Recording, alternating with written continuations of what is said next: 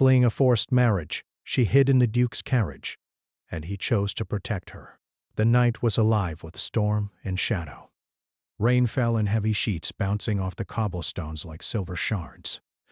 In the dim light of the manor's torches, Lady Alara moved swiftly, her heart pounding like a drum of warning. Her chest ached with a mixture of fear and resolve. Tonight, she would escape. Tonight, she would choose herself. She paused at the edge of the courtyard, the cold biting through her cloak.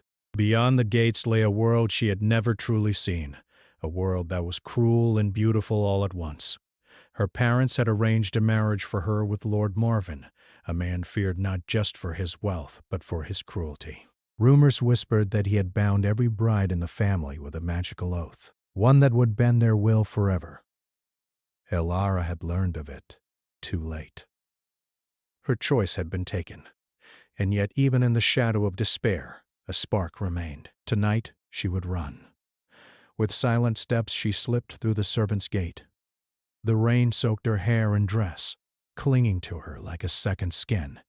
Every branch, every stone, seemed to conspire against her, yet she pressed forward, guided only by instinct and desperation. She had nowhere to go, only away. As she stumbled down the muddy lane, a sudden sound stopped her. Carriage wheels splashed through the puddles ahead, illuminated briefly by the lightning flashing across the sky. Without thinking, she ducked behind a tree, watching. The carriage was dark, the horses snorting and stamping in the storm. Perhaps it was empty. Perhaps it could carry her to safety, at least for a while. She waited for a moment, heart hammering, then crept forward. The door of the carriage was slightly ajar. With a trembling hand, she pushed it open and slipped inside. Darkness swallowed her. A voice, low and cautious, broke the silence. "Who is there?" Alara froze. The shadows shifted, and from the corner of the carriage a figure emerged. A man, tall, broad-shouldered and cloaked in black, stood with his hand on the hilt of a sword. Rain dripped from his hair and shoulders, and the torchlight revealed a face carved with both nobility and danger. I'm sorry," she stammered. "I did not mean to intrude. Her voice faltered as his sharp eyes met hers. "You shouldn't be here," he said. There was no anger in his voice, only quiet authority. "And yet you are." I had no choice," she whispered, pressing herself against the wall of the carriage. They want to force me into a marriage I cannot accept." The man's gaze softened just slightly, but it did not lose its edge. "And you think running into a stranger's carriage is safer?" Alara swallowed, her throat dry. "I have nowhere else to go." He studied her for a long moment, silence stretching between them like a taut string. Then, with a sigh, he gestured for her to sit. "Very well. But stay quiet, and do not try to leave until we reach my estate. I will not tolerate trouble." Thank you," she breathed. The carriage jolted as the horses began to move. The rain continued to pour, thrumming against the roof like 1,000 tiny drums. Alara wrapped her arms around herself, shivering, unsure whether it was from cold, fear, or the strange, unsettling presence of the man sitting opposite her. "Name?" he asked, eyes still studying her. "Alara," she replied, her voice barely audible. "Lady Alara of the House Veylan." "Kaelin," he said simply. "Duke Kaelin of Ravensguard. You will call me Duke, not Kaelin." She nodded, feeling a shiver run down her spine. Something about him was commanding, almost otherworldly, yet beneath it a faint hint of sorrow, loneliness. She could not tell. They traveled in tense silence, the only sound the rhythmic clatter of hooves and the occasional roll of thunder. Alara tried not to think about her family, her fiancé, the magical oath that awaited her, but her mind would not rest. Every shadow seemed like a threat. Every flash of lightning revealed shapes in the trees that might be enemies. Hours passed. The storm grew wilder, and the carriage rattled dangerously along the narrow forest path. Suddenly a shout echoed through the rain. A group of masked figures on horseback was approaching, their intentions unmistakable. Kalen's hand went to his sword and Alara instinctively ducked behind the bench. The figures drew closer, their horses snorting and hooves tearing at the mud. One of them raised a hand, and a strange green glow lit the night. "They've come for you," Kalen said, voice low but steady. "Stay behind me." Alara's heart thudded in her chest, but something inside her refused to yield to terror. She clenched her fists, feeling a fierce spark of defiance. She would not be taken. Not tonight. The first horseman struck, and Kalen moved with terrifying speed. He drew his sword, and the clash of steel rang out in the storm. Alara could only watch, frozen, as he dispatched the attackers with a fluidity that seemed almost magical. Sparks flew where sword met enchanted weapon, and the masked figures reeled back. Alara noticed something strange, a faint glow surrounding Kalen, like shadows bending to shield him.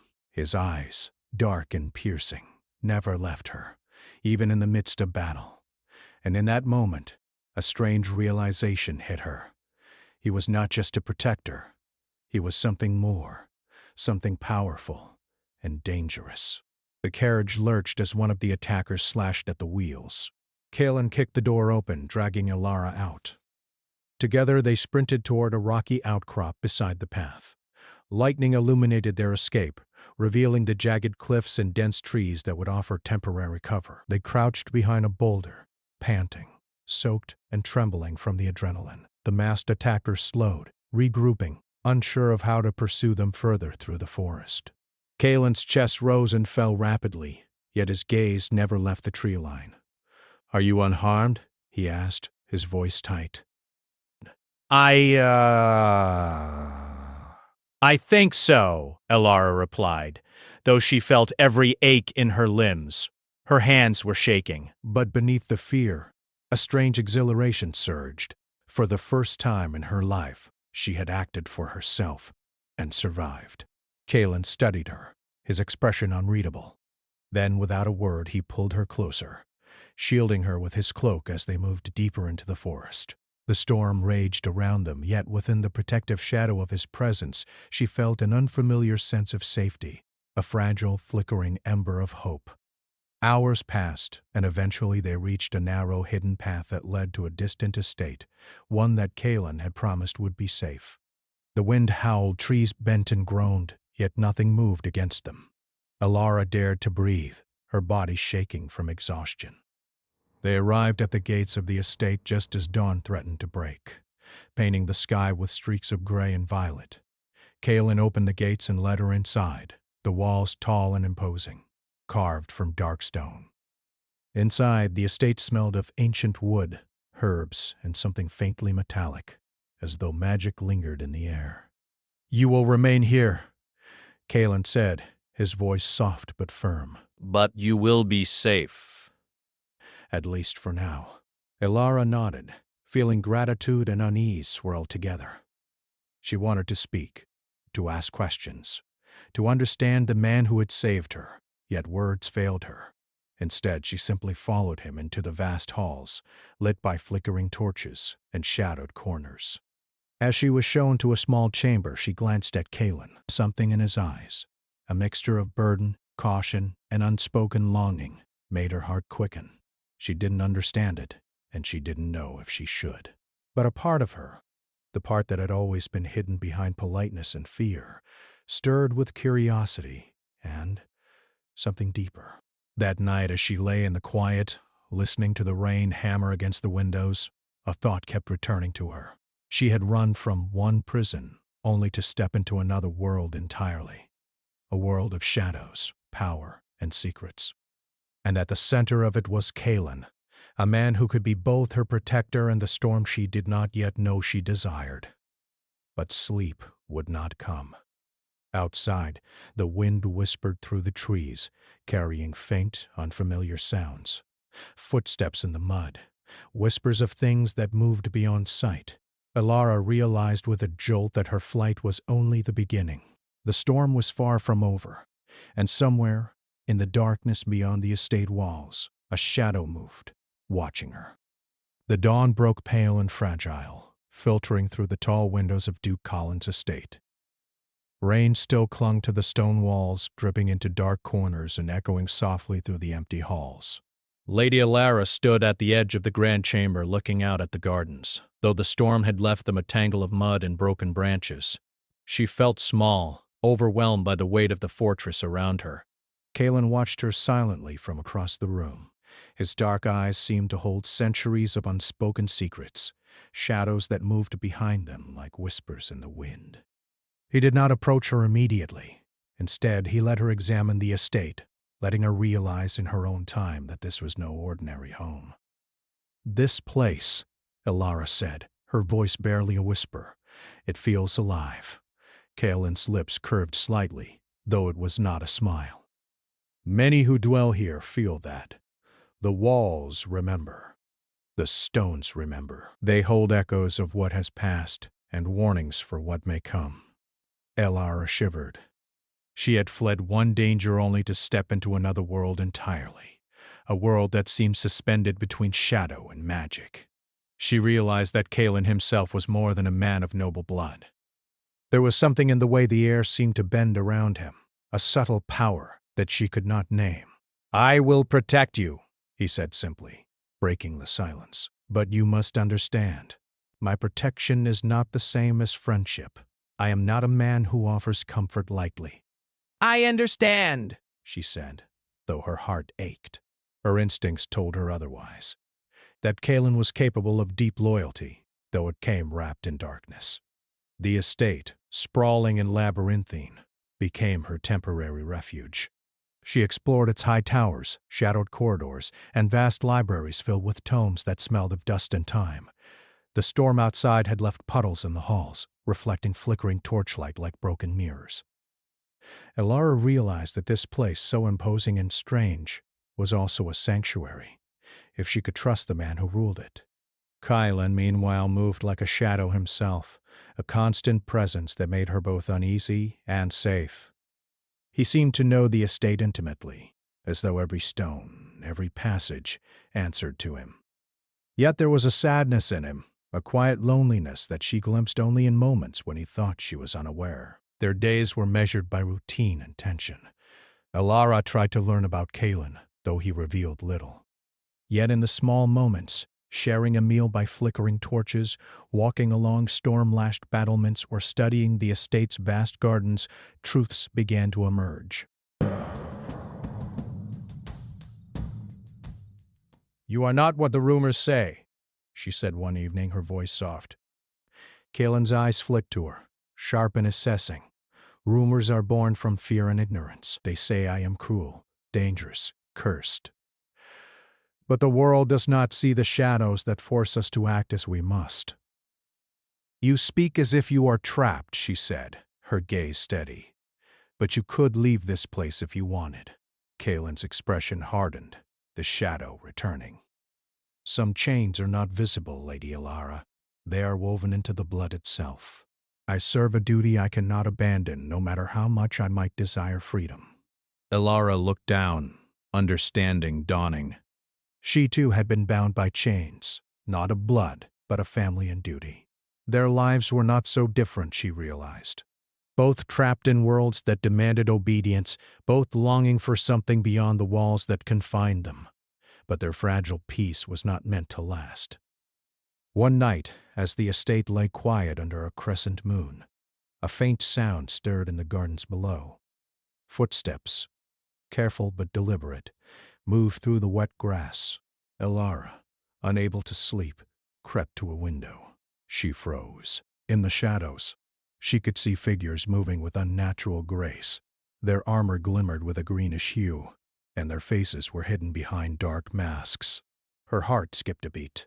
These were not ordinary men. They were emissaries of her fiancé, yes, but they carried a power she could not understand. Kalen, alerted by the subtle shift in the air, appeared beside her silently. His presence was immediate and commanding, and she felt a strange thrill of safety despite the danger. "They have come for you," he said quietly, his hand brushing hers for an instant before he stepped back. "And they are not entirely human." "Stay behind me," Alara's breath caught. Not human? Do not question it now, he said, eyes dark and focused. Trust me. Follow my lead. Together, they descended into the gardens, moving with a quiet urgency. Kalen's every motion was precise, almost ritualistic. He whispered words she could not understand, and the green glow around the attackers flickered and shifted as if held back by invisible threads. The confrontation was swift and terrifying. Kalen's sword moved like a shadow, striking with precision that seemed guided by something beyond human skill. Sparks flew where steel met enchanted weapon, and the attackers recoiled, momentarily stunned. Elara watched, heart pounding, as Kalen fought not only with strength but with an unseen force, a dark, silent magic that bent the world to his will. She could feel it in the air, in the way the rain seemed to part around him, in the way the shadows leaned toward him as if listening. And then, just as suddenly as it began, the attackers retreated, disappearing into the night as if swallowed by the storm. Kalen lowered his sword, his chest heaving with controlled effort, his eyes scanning the darkness until the last glow faded. Elara moved closer, trembling. Who were they? Kalen's expression was unreadable. They are servants of your fiancé, but more than that. They are bound to his will by dark forces. You have stepped into a world where power and magic are not what they seem. Her mind spun. She had fled one danger only to stumble into another, deeper and stranger. And yet, she could not deny the thrill, the strange excitement of surviving something she had never imagined possible.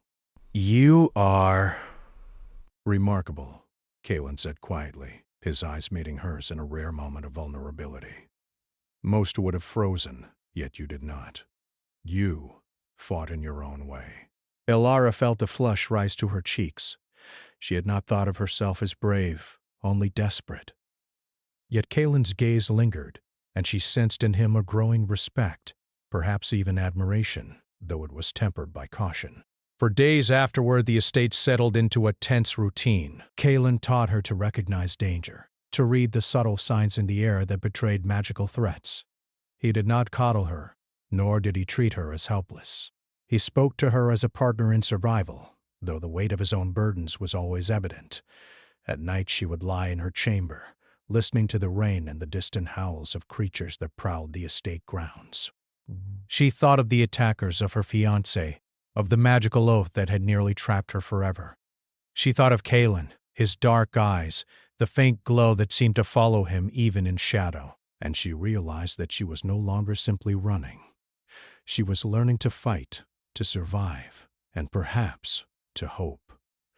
But hope, she soon realized, was a dangerous thing. One evening, Kalen led her to a hidden library deep within the estate. The room smelled of old parchment, ink, and something faintly metallic, as if the air itself had absorbed centuries of magic. Shelves stretched from floor to ceiling, filled with books and scrolls, many written in languages she did not recognize. This is where knowledge is kept, Kalen said, his voice low, reverent. Knowledge of the world, of magic, of the forces that shape destiny. Some say these texts are cursed. I say they are warnings. Elara ran her fingers along the spines of the books, sensing the weight of history in them. Do you trust me with this? She asked softly. Kalen's eyes darkened. Trust is not given lightly, but you have proven yourself. You are no longer merely a girl fleeing her fate.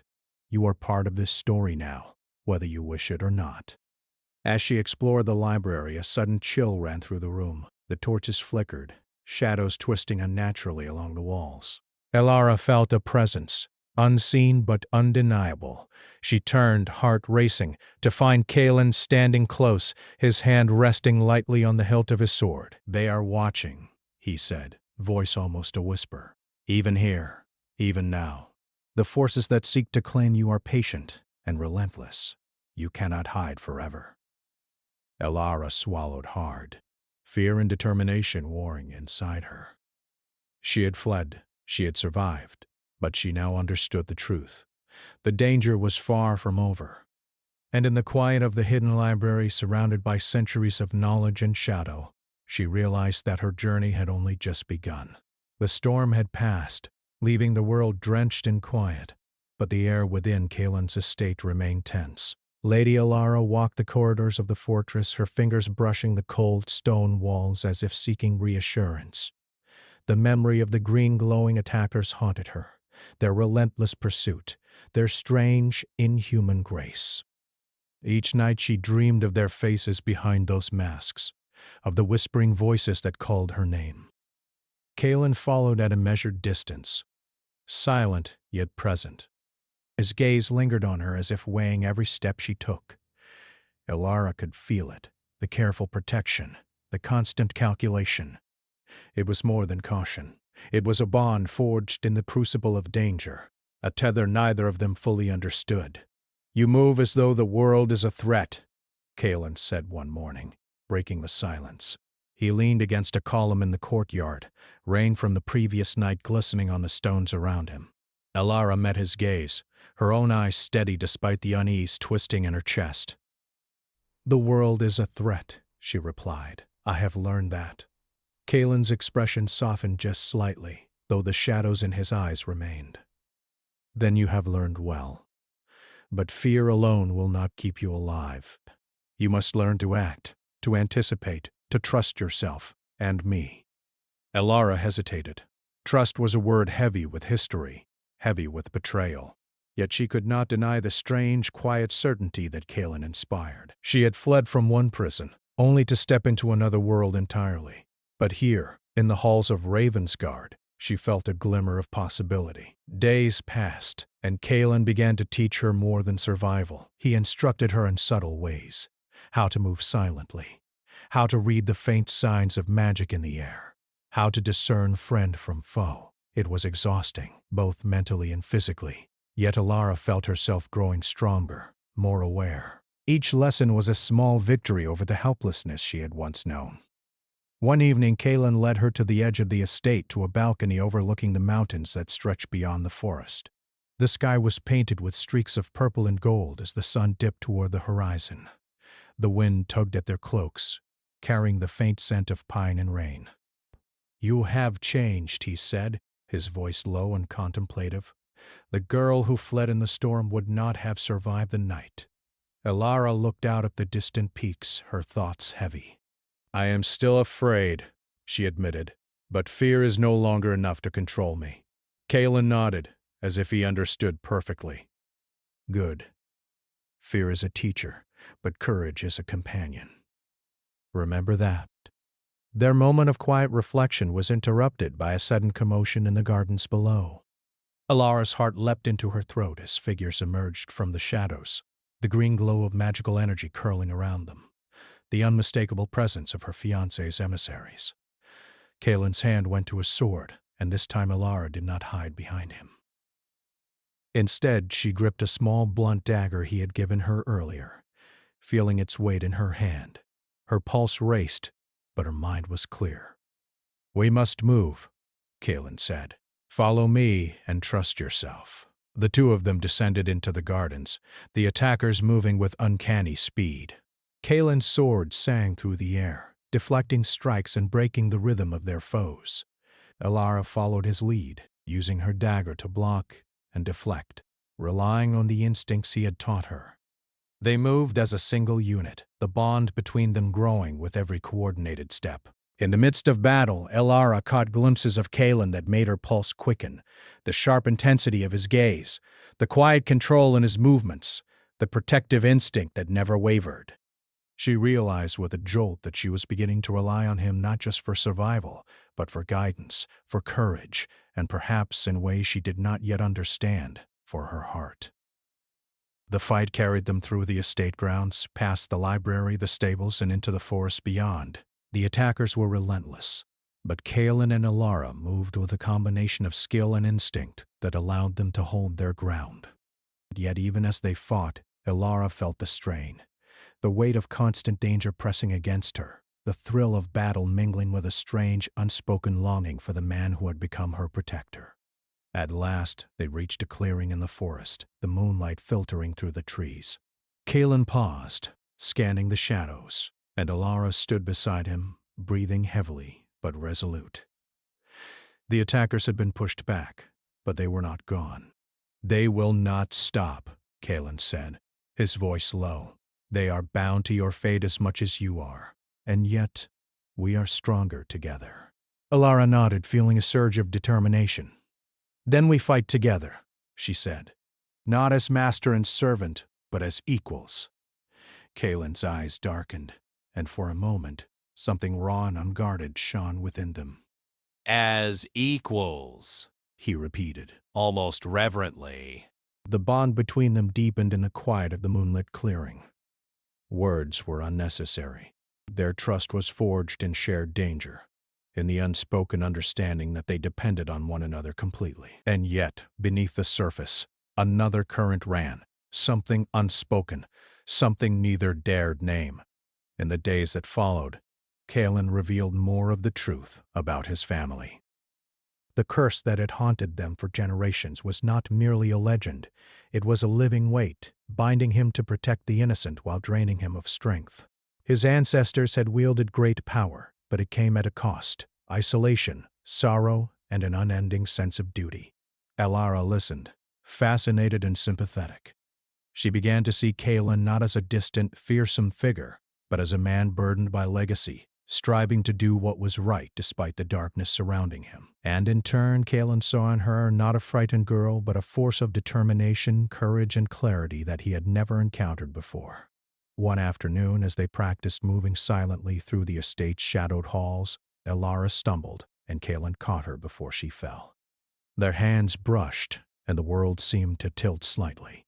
Neither spoke, but in that brief contact, a spark of something tender and forbidden passed between them, a shared acknowledgement of feelings neither dared to name. Yet danger remained ever present. One night as they rested in the library, a scroll fell from a high shelf, unrolling to reveal a map of the surrounding lands. Green marks, like those that had glowed around the attackers, indicated locations of magical influence. Elara traced them with her finger, realizing that her flight had only drawn her deeper into a world of power, magic, and peril. "Your fiancé's reach is wider than we imagined," Kalen said quietly, standing behind her. "He does not simply wish to marry you. He wishes to control you, to bind your will to claim your future. And he has allies you cannot see." Elara's stomach tightened. "Then we must act before it is too late." Kalen nodded, his jaw firm. "We will. But understand this: power alone will not save us. Trust, courage, and unity will be our greatest weapons, and even then, the cost may be high." As they prepared for what lay ahead, Kalen shared with her an ancient ritual that could weaken the magical bonds her fiancé might use. It was dangerous, requiring both courage and precision. Elara listened, absorbing every word, her heart beating with a mixture of fear and excitement. She knew that this was more than a test of skill. It was a test of will, of heart, and of trust. Days turned into nights, and the storm of pursuit never truly ceased. Each encounter with the supernatural forces sent shivers down her spine. Yet each victory, each narrow escape, strengthened her resolve. She felt herself changing, no longer the frightened girl who had hidden in a carriage, but a woman capable of facing darkness, both outside and within. One night as they rested by the estate's highest tower, Kalen spoke softly, his voice barely audible over the wind. "You have grown stronger than I expected, perhaps stronger than I ever could have hoped." Elara looked at him, her chest tightening. "I could not have done it without you." Kalen's gaze held hers, intense and unwavering. "And yet, you did not rely on me alone. That is what makes you formidable. That is what makes you remarkable." Her cheeks flushed at the compliment, but she did not look away. Instead, she felt a sense of connection that went deeper than words, a bond forged in trials, trust, and the shared knowledge that the world around them was both dangerous and beautiful. But even in that quiet moment, the threat loomed. A faint, eerie glow flickered through the trees below, the unmistakable sign of their relentless pursuers. Elara's pulse quickened. Kalen's hand found hers, gripping it firmly. "Prepare yourself. They will not stop. But together, we may survive what comes next." Elara drew a deep breath, steadying herself. She had fled, she had fought, and she had learned to trust, not just Kaelin, but herself. And now, as the green glow approached once more, she felt a strange exhilaration. The danger was real, yes, but so was the strength she had found within. The night was thick with mist, curling through the forest like ghostly fingers. Lady Elara stood beside Duke Kaelin at the edge of the cliff above the river Solin, the rushing waters below reflecting the pale light of the moon. Her hands trembled, not from fear alone, but from the weight of the choice she knew she had to make. The danger that had haunted her for weeks was finally upon them, and the final trial awaited. Kaelin's cloak flapped in the wind, his dark eyes scanning the forest below. The attackers, her fiancé's emissaries bound to dark magic, were gathering, their greenish glow casting an eerie light through the mist. Elara gripped her dagger, feeling the cold steel anchor her to the present. She had fled. She had survived. She had trained. But this was different. This was not just survival. It was destiny calling her to face what she had once tried to avoid. "You are ready," Kaelin said, his voice low, carrying both assurance and warning. "Tonight we end this. You must trust yourself as much as you trust me." Elara met his gaze, seeing the rare vulnerability beneath his stoic exterior. The Duke, feared by all and whispered about in the darkest tales, had placed his trust in her, and in turn she felt a courage she had never known. "I trust you," she said softly, "and I trust myself." Kaelin's hand brushed hers, a fleeting contact that spoke volumes. No words were necessary. Their bond had been forged in trials, in shared danger, and in unspoken understanding. Together, they stepped into the clearing, the mist parting as if bowing to their presence. The attackers emerged from the shadows, dozens of them, their eyes glowing green, weapons drawn. Their leader, tall and imposing, stepped forward, and a cold laugh echoed through the trees. "Did you really think you could escape?" the figure said, voice both human and strange, tinged with an unnatural resonance. "She belongs to me, Duke." "And you cannot stop what is meant to be." Kaelin's grip on his sword tightened. "No one belongs to another by force," he said, voice steady, carrying authority that seemed to ripple through the night, "and you will not claim her." The green glow surged, and the ground beneath them trembled as magic thickened the air. Elara felt a pulse of fear, but it was tempered now by determination. She stepped beside Kaelin, raising her dagger. "We face this together," she said. The battle began with a clash that seemed to shake the forest itself. Kaelin moved with the precision of a master, every strike deliberate, every motion guided by both skill and unseen power. Elara moved with him, weaving through the chaos, deflecting attacks and striking where she could. She no longer felt like the frightened girl who had hidden in his carriage. She was a force in her own right, her courage burning as brightly as the lightning that split the sky. The leader of the attackers advanced toward her, his weapon glowing with unnatural energy. Elara met his gaze, remembering the lessons Kaelin had taught her. The patience, the observation, the control. She waited for the moment to act. When it came, she sidestepped, guiding his momentum past her, and struck the ground beside him. The energy rebounded, knocking him back without harming her. Kaelin's eyes darkened with pride. "Well done," he said, even as he deflected another magical strike from the surrounding attackers. They fought as one movement and thought intertwined, a dance of strength, skill, and trust. And then, as the battle reached its peak, Kaelin led Elara toward the sacred site she had seen marked on the ancient map, a circle of stones older than memory, rumored to hold the power to break curses. They reached the center of the circle just as the leader of the attackers lunged, but Kaelin intercepted him. "Now, Elara," he said, his voice fierce yet guiding, "trust yourself." Elara took a deep breath. She knelt within the circle, placing her hands on the stones. She felt their cold surface pulse with energy. Recalling the ritual Kaelin had taught her, she began to chant the words, her voice trembling at first, then growing strong as the magic of the stones responded. Green light flared from the attackers, and the leader screamed in fury. The stone's energy formed a shield around her and Kaelin, pushing the attackers back. The force was overwhelming, shaking the earth beneath them, but Ilara held her ground.